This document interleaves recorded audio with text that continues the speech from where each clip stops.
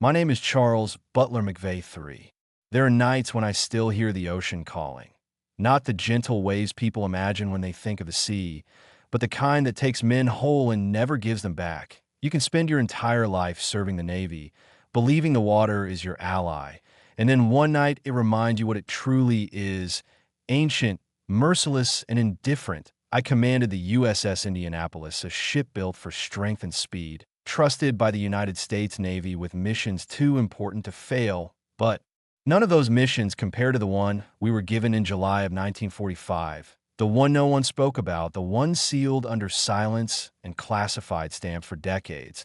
I suppose I'm too old to keep quiet anymore. When we left San Francisco, even I didn't know the full truth. The orders were clear but sparse. We were to carry a crate, two, to be exact, under armed guard, to the island of Tinian in the Pacific. The official papers called it special cargo. No details, no explanations. The men asked, as they always did, "What's in the box, Captain?" And I gave them the same old answer: "It's above our pay grade." But I could see it in the faces of the Marines assigned to guard day and night. They knew it was something different. Their orders were airtight. No one was to approach. Not even I had clearance to open those containers. The cargo was loaded before dawn.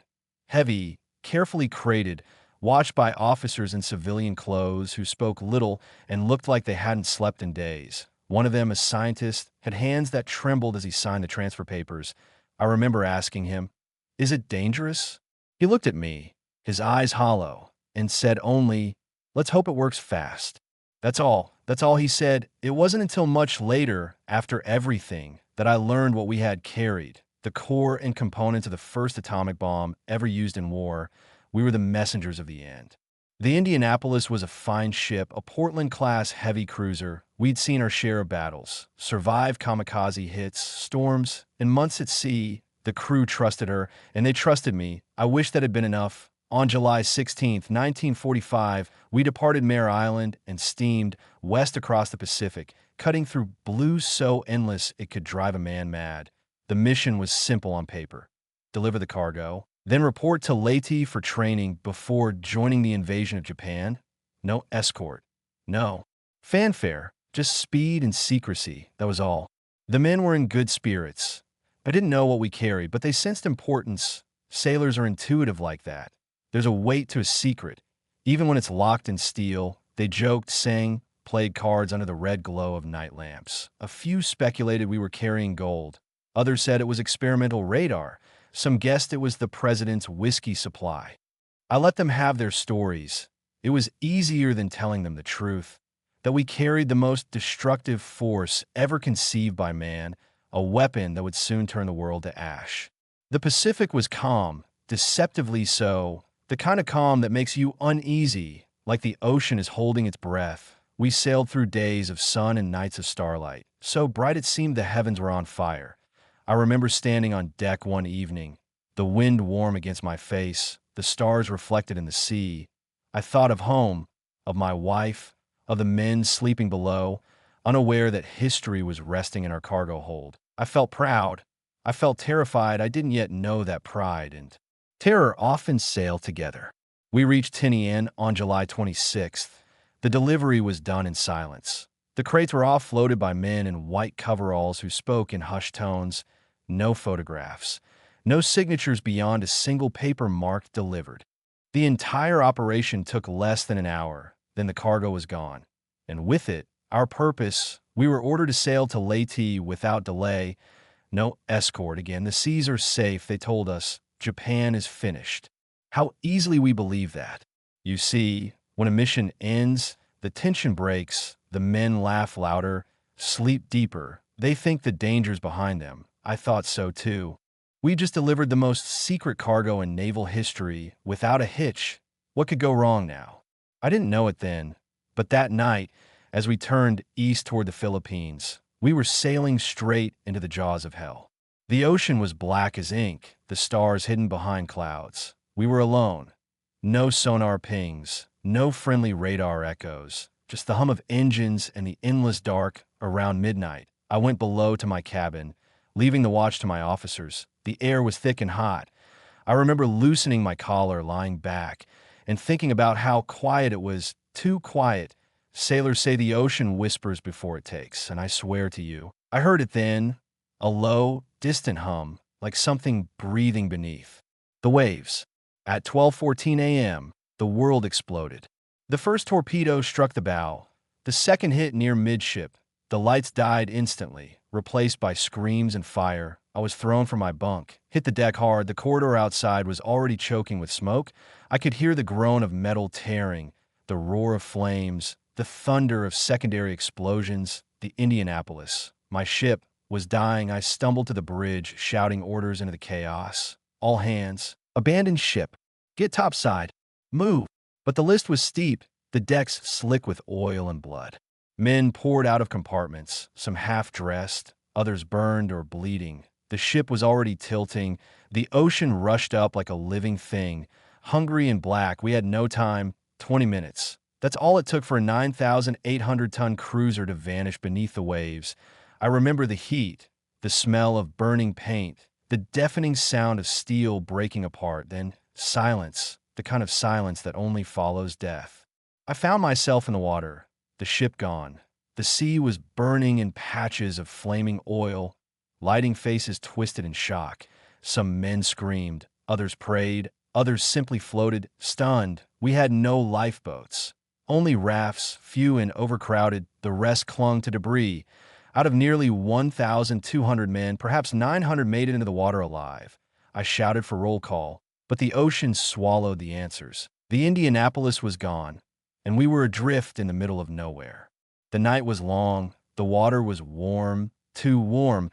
It should have been comforting, but it wasn't. The warmth meant something lived there. We could feel it moving beneath us. I told myself it was imagination, that fear was making us hear things. I was wrong. But that part that came later. For now, all I remember is the sky, black, endless, and the faces of my men, lit by the fire still floating on the water. Some were crying, some laughing, some calling out names that would never be answered. I tried to hold on to hope. I told them rescue would come soon. I told them someone would notice our absence. But even as I said it, I felt the weight of dread in my gut. We were alone. The Navy didn't even know we were missing. And somewhere beneath us, something stirred. The first light of dawn did not bring comfort. It brought heat, the kind that sears the skin and cooks the mind. We had survived the explosion, but the true battle had only begun. Hundreds of us floated across a vast, empty ocean, scattered in small groups or alone, each man gripping whatever debris he could find. A plank, a life jacket, a piece of broken raft. The sea was flat as glass, deceptive in its calm. Beneath that calm, death waited. In the early morning, I gathered with about 30 men. We tied our life jackets together with ropes torn from the wreckage, so we wouldn't drift apart. Most were in shock, burned, bleeding, half naked. Oil from the ship clung to our bodies and eyes, stinging like acid. Some men were blind from it. Others couldn't speak, their throats raw from swallowing salt water. Still, they looked to me. I was their captain. The title meant nothing now. No ship, no compass, no control. Yet it was all we had left. The illusion of order in a world gone mad. Help will come. I told them, hold on. I wish I believed my own words. By noon, the sun was directly above us. It turned the sea into a mirror of blinding white. Our lips cracked. Our tongues swelled. Some men tried to drink the seawater. I shouted at them not to, but thirst is a cruel master. Within hours, those who did began to lose their minds. Laughing, cursing, seeing things that weren't there. One sailor swore he saw an island just ahead. He kicked free from the group and swam toward it, arms thrashing. The others called after him. But the ocean closed over him like a curtain. He never came back. By the second day, the smell of oil and blood drew attention. Not from rescue planes, but from the depths. At first, we thought the movements under us were our imagination. A shadow here, a ripple there. Then someone screamed. I turned just in time to see a body pulled under, the water erupting in red. The men froze. Then another scream, and another. The ocean began to churn. They came in silence, sleek, gray shapes cutting through the water, drawn by the scent of death, sharks. There are few things more terrible than the sound of a man dying in the water. You don't see much, just splashing, a shout that turns into a gurgle. Then nothing. The sea smooths over again, as if nothing happened. The first attacks were quick, almost distant, but soon they began to circle us. Waiting, watching, you could see their fins cutting lazy lines through the surface. The men tried to kick them away, punch them, scream at them. It made no difference. They were patient. They knew time was on their side. That night, the sea glowed faintly with bioluminescence. Every movement left trails of light. The ghosts of our struggle floating on the surface.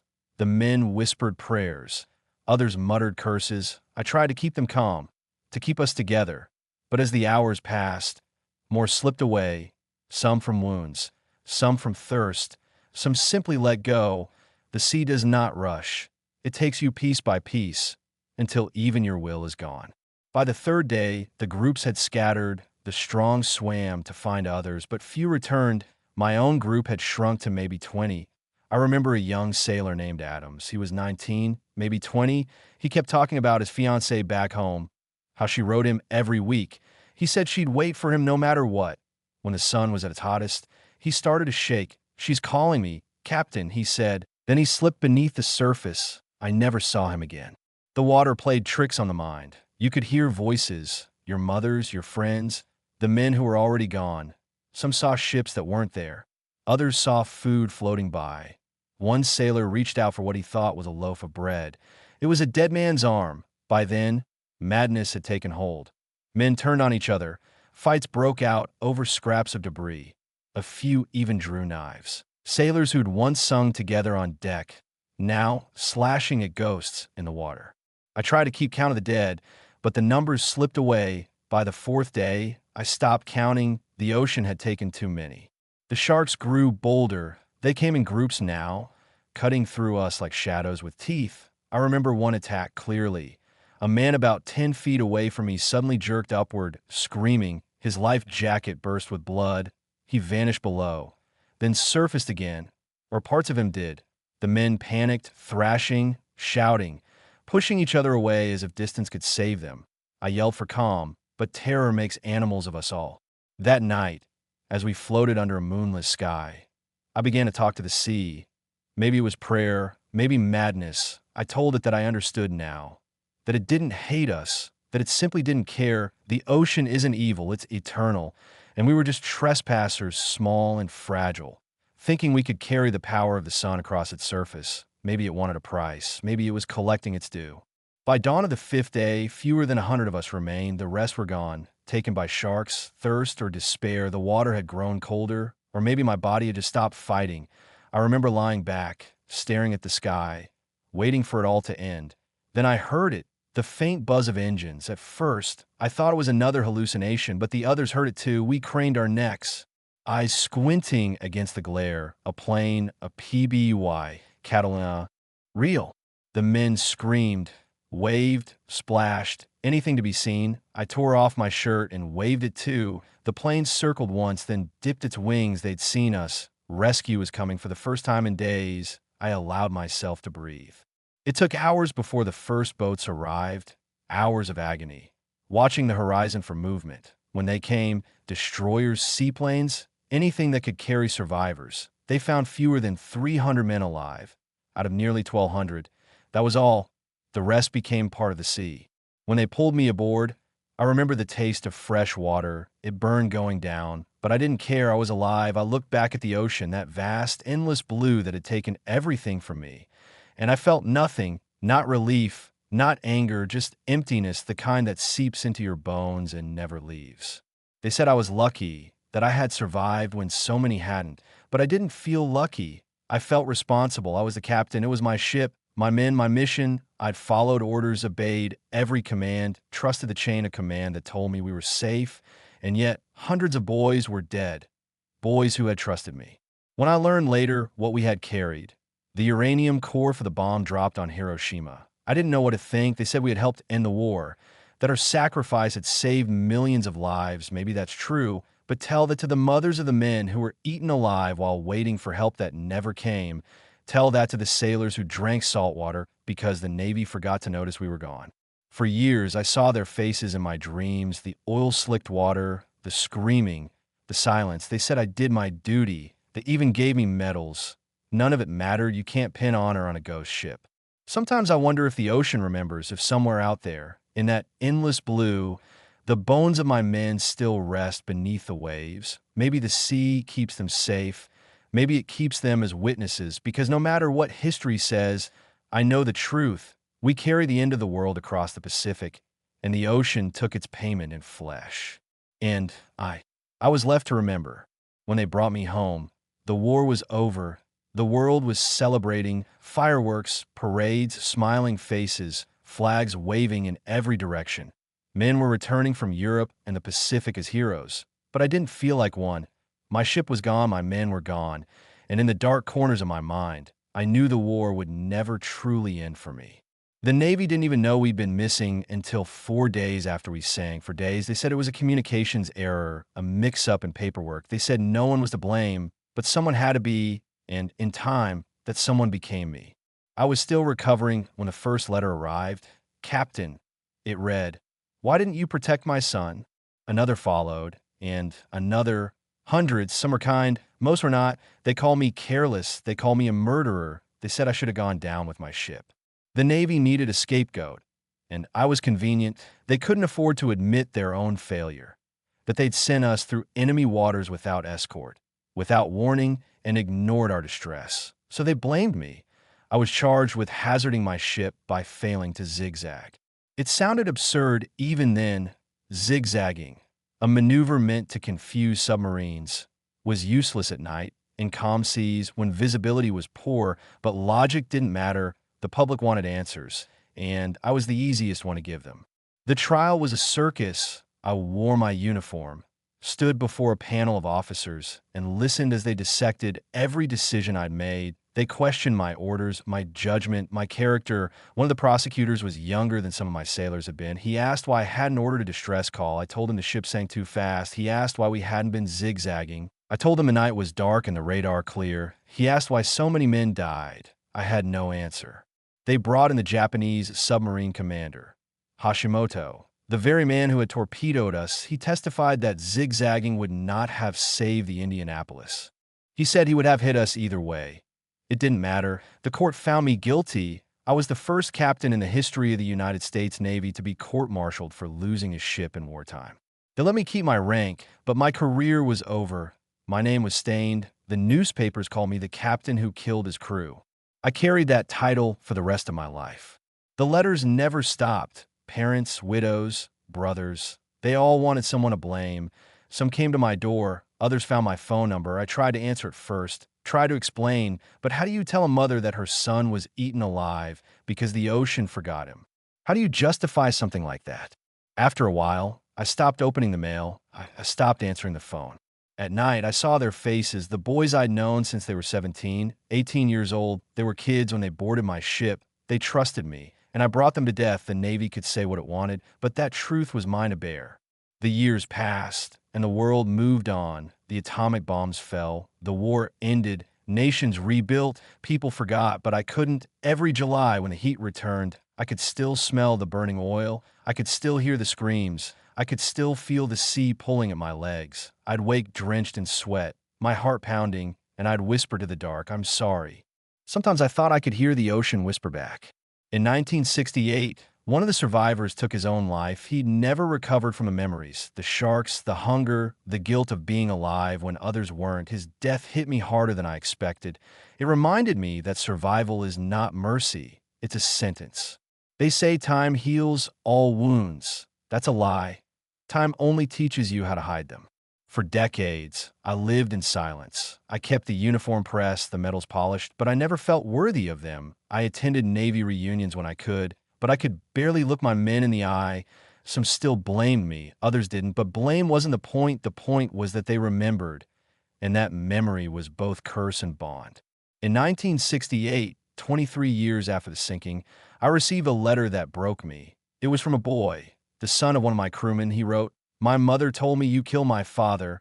Is that true?" I stared at that letter for hours. I didn't know what to say. I wanted to tell him no. I wanted to tell him yes. In the end, I wrote only this: I did my duty, but duty is not always enough. That was the last letter I ever answered. Not long after, I retired to the countryside. I bought a small house near a lake. Some nights, when the wind was right, I'd walk to the shore and listen to the water. It wasn't the ocean, but it was close enough. I'd sit for hours staring at the surface and see faces in the ripples. Sometimes I thought I saw the Indianapolis herself, gliding just beneath the waterline, proud, silent, waiting. You spend enough time with ghosts, and they start to feel like friends. In 1996, long after I was gone, the Navy finally cleared my name. Congress passed a resolution, signed by the president himself, declaring that I'd been wrongly convicted.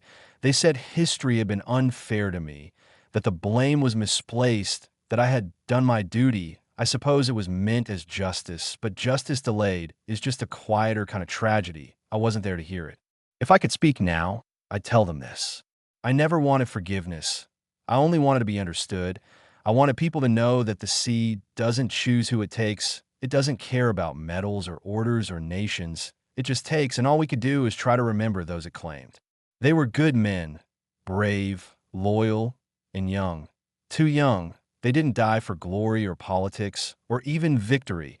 They died because fate decided their ship would carry a secret too heavy for any of us. Sometimes when the night is still, I can hear the ocean again, not the roar of waves, but a gentle hum, like a heartbeat beneath the surface. I imagine it's them calling out across the years. Maybe it's my mind playing tricks, or maybe the sea remembers after all. I see them as they were before that night, laughing on deck, playing cards, writing letters home. I see their faces, not in fear, but in light. I tell them I'm sorry. I tell them we did what we were told. I tell them their captain never forgot. And then, for a moment, the water seems calm, peaceful. Maybe that's what redemption really is. Not forgiveness, not absolution, just a quiet understanding that you did your best, even when it wasn't enough. So if you ever stand by the sea and feel a chill that doesn't come from the wind, remember them. Remember the men of the USS Indianapolis. They carried the end of the war in their hands and paid for it with their lives. The ocean took them, history forgot them. But I remember, after the court-martial ended, I became a man who existed more than lived. The uniform that once made me stand tall now hung on me like a burden I couldn't remove. Every medal felt like a lie. Every salute a question I didn't deserve to answer. They said I was free, but there are prisons without bars, the kind you carry in your chest. For a time, I tried to return to normal life. I stayed in the Navy as long as they would let me, pushing papers, training new officers who looked at me with both respect and fear. They knew my story. Everyone did. I could see it in their eyes, the silent judgment behind every salute. That's the captain of the Indianapolis, they whispered, the one who lost his ship. It didn't matter that I'd followed orders, that I'd done what any man would have done. History isn't written by facts. It's written by what people choose to remember. Eventually, I retired. The Navy sent me home with a pension and a polite handshake. They said, "Thank you for your service." I said, "You're welcome," though I didn't mean it. I bought a small house in Connecticut, near the woods. I told myself the quiet would help. It didn't. Quiet has a way of amplifying the voices you try hardest to forget. In the years that followed, I received visits from men I once commanded, survivors of the Indianapolis. They were older too, though still young enough to carry the scars of those days. Some came just to talk. Others came to forgive me. A few came to scream. I let them all. One of them, a man named Lloyd, looked at me with tears in his eyes and said, "Captain, I still wake up hearing the sharks." I told him I did too. He nodded and said, "Then I guess we both made it out, but never really left." He was right. I attended survivor reunions when I could. The first one was small, maybe 50 men, most of them gray already, their wives beside them, their children curious but unsure how to approach. When I walked in, the room went quiet. Some men stood and saluted, others just stared. I could feel the question hanging in the air. Why did so many die, and we didn't? I had no answer then, and I have none now. That night, one of them, a sailor named Harlan, approached me with an envelope. Inside was a photograph, faded, creased, salt-stained. It showed a group of them on deck, smiling, arms slung over shoulders. This was taken a week before. He said, "I keep it in my wallet every day." He looked at me for a long moment, then added, "They'd want you to remember them as they were, not how they died." I still have that photograph. It's on my desk as I speak these words. The nightmares never stopped completely, but they changed over time. The screaming faded, replaced by silence. In the dreams now, I walk the deck of the Indianapolis again, but the ship isn't burning. It's whole, gliding through calm waters, the crew alive and laughing. They wave at me as I pass. I salute them, but I can never quite reach them. Then the fog rolls in, and I wake up, always the same, always just out of reach. People like to think trauma is loud. Explosions, panic, noise. It isn't. Real trauma is quiet. It's the silence afterward, the stillness that follows when there's no one left to call your name. There was one moment, one small mercy that stays with me. It was in the late 1950s, more than 10 years after the sinking. I was at a Navy event in Washington, standing near a wall of photographs. A young officer approached me. He looked no older than 25. He saluted and said, "Sir, my father served under you." I asked his name. When he told me, I felt the air leave my lungs. His father had died in the water, one of the first taken by the sharks. The boy must have seen the change in my face, because he said quickly, "My mother told me to thank you. She said my father wrote that you were the best captain he ever had." I tried to respond, but no words came. I shook his hand, nodded once, and walked away. That night, I cried for the first time in years. Sometimes the smallest kindness cuts deepest. By the 1960s, I had become something of a recluse. My wife tried to help me find peace, but how do you share that kind of weight? She would say, "Charlie, you have to forgive yourself." I'd answer, "If I do, who will remember them?" That's what people don't understand about guilt. It's not always punishment. Sometimes it's the only way to keep the dead close. I started writing letters to the families, not all of them. Just a few. I told them the truth as I saw it, that their sons had been brave, that they had fought to the end, that they had not died alone. Some letters came back unopened. Others were answered with gratitude. A few came with photographs, boys smiling in uniforms, standing beside sweethearts. I kept them all in a box over the years. That box grew heavier than any cargo I'd ever carried. In 1963, I was invited to speak at a Navy Academy graduation. I didn't want to go, but they insisted, "You're a part of history." They said, "You have something to teach." I stood at the podium and looked out at the rows of young faces, all full of pride and innocence, like my men had been. I told them what I wish someone had told me. That leadership isn't about command. It's about responsibility, that orders don't erase consequence, and that the ocean, like war, never really ends.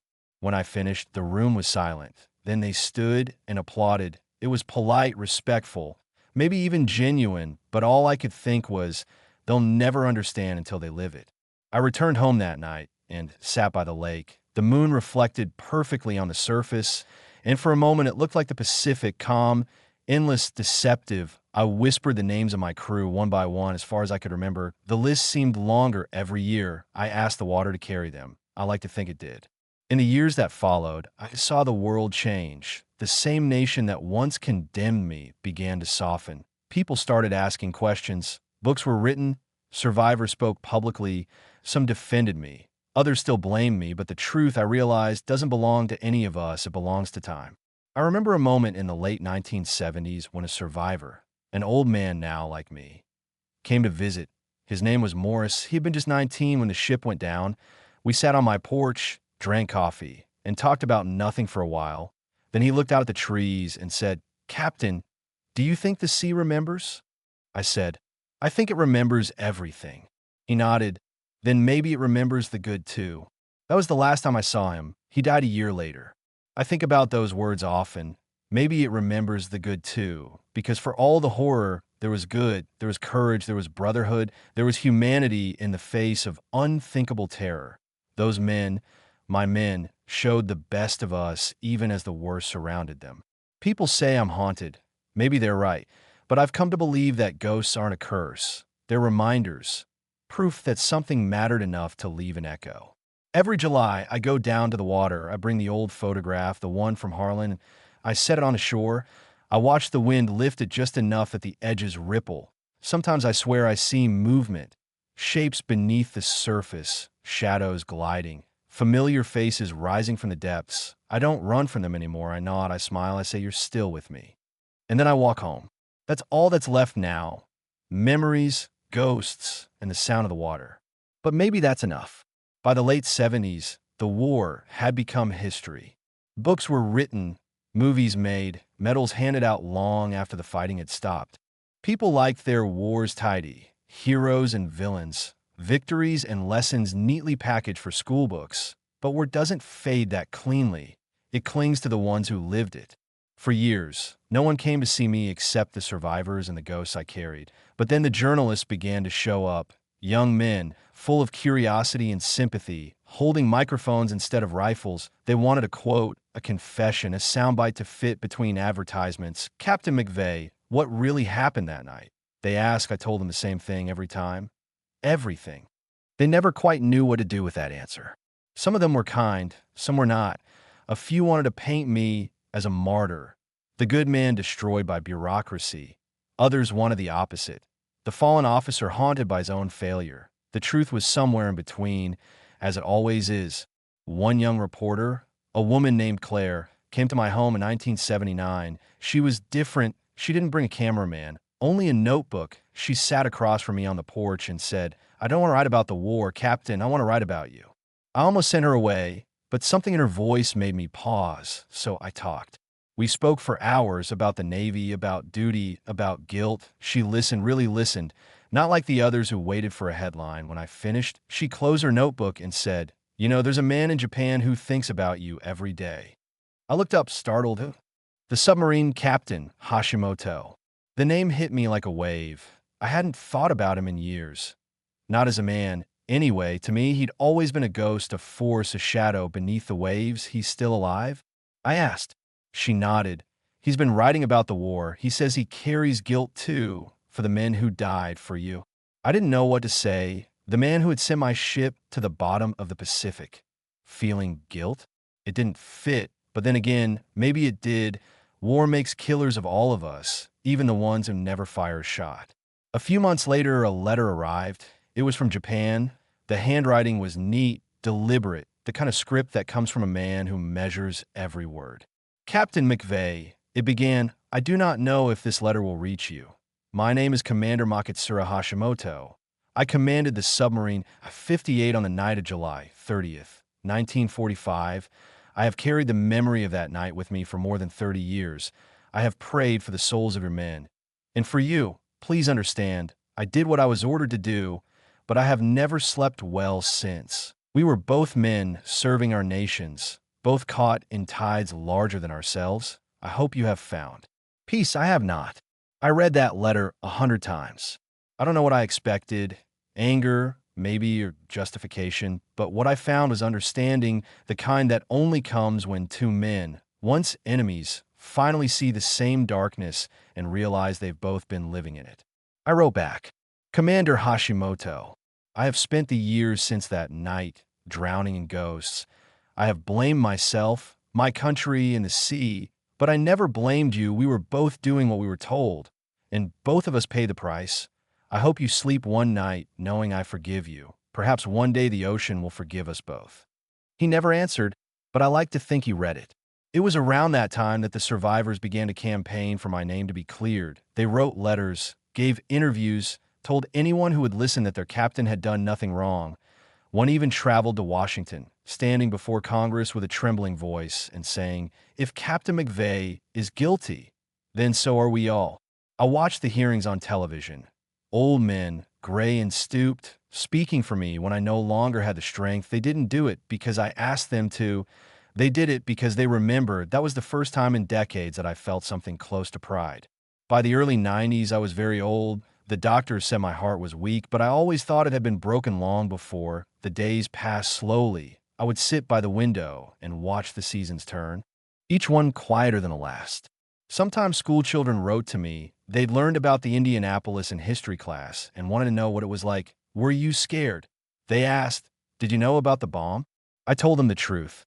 Yes and no. Yes, I was scared, and no, none of us knew what we carried. Not really. One letter stood out. It came from a boy named Daniel, age 12. He wrote, "My teacher says you were blamed for something that wasn't your fault. I think that's wrong. My grandpa says real leaders take responsibility, even when it hurts. I think you did that." I kept that letter on my desk. When the nightmares came, I'd read it until the shaking stopped. In 1991, an old friend, one of the few survivors still alive, came to visit. His name was McCoy. He had lost his right leg to infection after the rescue, but never lost his humor. We sat together on the porch, two ghosts clinging to the same world. He looked out the lake and said, "Captain, you ever think about what it all meant? The bomb, the war, everything." "All the time," I said. "And I think we thought we were ending war." I told him, "But maybe we just changed its shape." He nodded. "Still, we did what we were told." "Yeah," I said softly. "That's what scares me." We laughed after that. The kind of laugh old sailors share when words run out. When he left, he shook my hand and said, "You were a damn good captain, sir." It was the last time I saw him. He passed away the following spring. As for me, I kept writing letters, thoughts, bits of memory. Not for the world, just for the men who couldn't. Some nights I'd sit at my desk and imagine reading them aloud to the ocean, as if it could hear me across all that distance. Maybe it could. I wrote about the sound of the ship's engines before the attack, the laughter of the cooks in the galley, the way the moon looked on calm nights. I wrote about the moment before the first explosion, when everything was still, and I thought we were safe. That's the memory that hurts most. The moment before you realize the world has changed forever. The last time I dreamed of the Indianapolis, it wasn't sinking, it was sailing. The decks were bright, the crew alive, the sea was calm, and standing beside me was a man in a Japanese officer's uniform. He smiled, nodded once, and vanished. Maybe that was my mind finding peace, or maybe, somehow, he found it first. When I woke up, I felt lighter, not free, never free, but lighter. I walked outside and looked up at the stars. It struck me how they looked the same as they had that night in 1945, when the ocean burned and the sky watched in silence. The world had changed 1,000 times over, but the stars hadn't moved an inch. Maybe that's why sailors always look to them, because they're the only thing in this world that doesn't lie. Now, as I sit here, my hands trembling on this old table, I know the end is close. I don't fear it anymore. The sea and I have made our peace. I only hope that somewhere, beyond the horizon, my men are waiting, not as ghosts, but as sailors, standing tall on a deck that never sinks. If they are, I'll salute them one last time, and then I'll go home. The house stood empty for years after he passed. A quiet place near the lake, with peeling paint and windows clouded by time. Neighbors said an old Navy man had lived there once. Quiet, polite, always watching the water. When he died, there was no family left to claim the house. The state sealed it, and for a long time, no one went inside. I was the first. It was the summer of 1999. I was a history student then, writing a thesis on naval command ethics, the kind of topic that sounds noble in a classroom but feels hollow when you touch the real thing. I'd heard rumors about a box. The personal effects of Captain Charles McVay, last commander of the USS Indianapolis. When the estate finally opened for archive donation, I volunteered to catalog it. I didn't expect much, maybe some medals, a few photographs, a uniform. I was wrong. The box was small, wooden, locked with a corroded latch. The key was taped to the back. Inside were letters, yellowed and brittle, wrapped in navy blue ribbon. Beneath them lay a journal, leather, worn thin at the edges. The first page was blank except for 3 words written in a shaking hand. For whoever remembers. The handwriting was uneven, but the words hit like a torpedo. I started reading, and before long, I forgot where I was. His voice, his confessions, filled the room like he was still there, sitting across from me, speaking through the decades. He wrote about everything.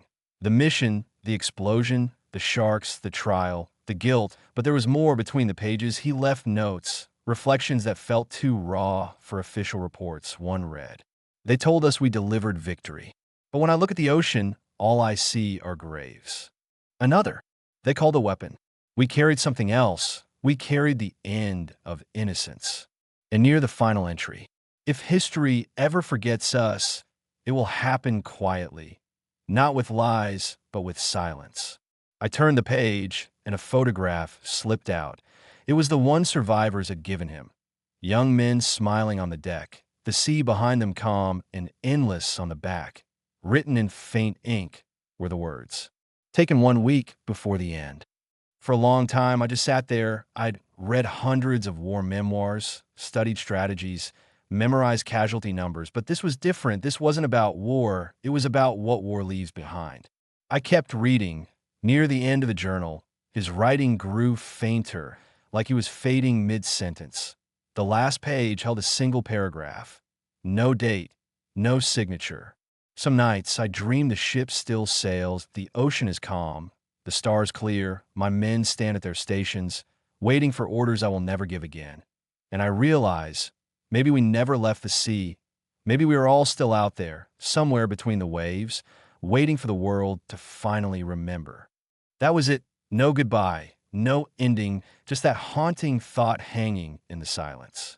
I closed the journal and sat there until the sun began to rise over the lake. The light hit the water, and for a moment, it looked like the Pacific, vast, endless, alive. I could almost hear engines faint and distant, the sound of ghosts that refused to sink. That night, I dreamed of the Indianapolis, not as wreckage, but whole again, its decks shining, its crew alive, faces turned toward the horizon. And there, standing at the bow, was Captain McVay. He didn't speak. He just saluted. Behind him, the ocean glowed, not with fire this time, but with light. I woke with tears on my face.